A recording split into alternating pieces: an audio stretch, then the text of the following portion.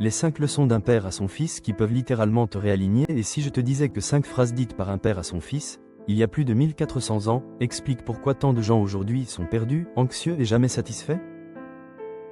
Pas un gourou. Pas un coach Instagram. Pas un milliardaire. Mais un homme si sage, que Dieu lui a dédié une sourate entière dans le Coran. Et la dernière leçon est celle que presque personne n'accepte d'entendre aujourd'hui. Reste bien jusqu'à la fin. L'histoire raconte qu'un homme reçut un choix exceptionnel, la prophétie ou la sagesse. Cet homme s'appelait Luqman. Il choisit la sagesse. Pas pour impressionner le monde, mais pour transmettre quelque chose de vital à son fils. Ses conseils ne sont pas religieux au sens étroit. Ce sont des lois de vie. Et aujourd'hui, on va en voir 5. Le centre de gravité. Ô mon fils, n'associe rien à Dieu.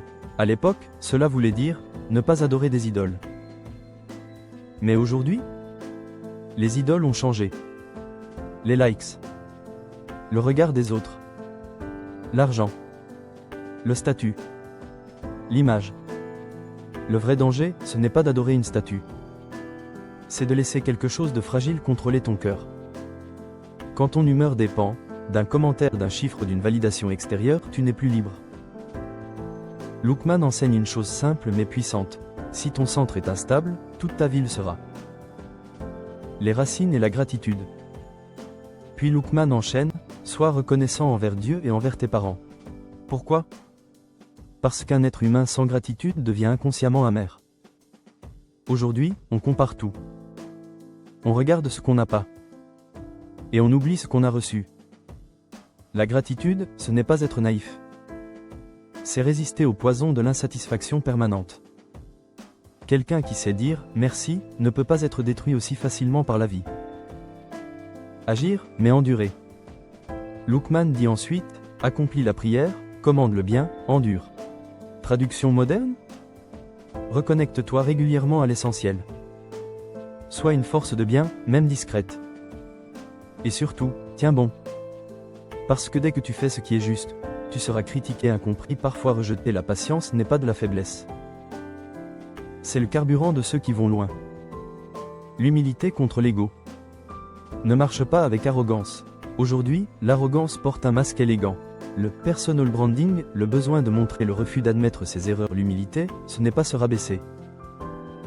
C'est se connaître avec justesse.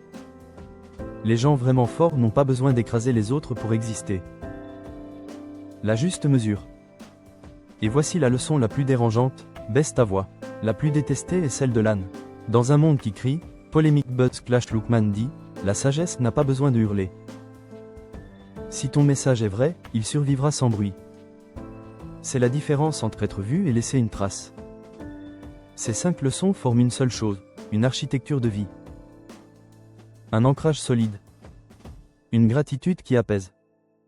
Une action juste. Une humilité protectrice. Et une modération qui élève. Alors dis-moi, honnêtement, laquelle de ces leçons te manque le plus aujourd'hui? Écris-la en commentaire. Si ce genre de sagesse te parle, abonne-toi.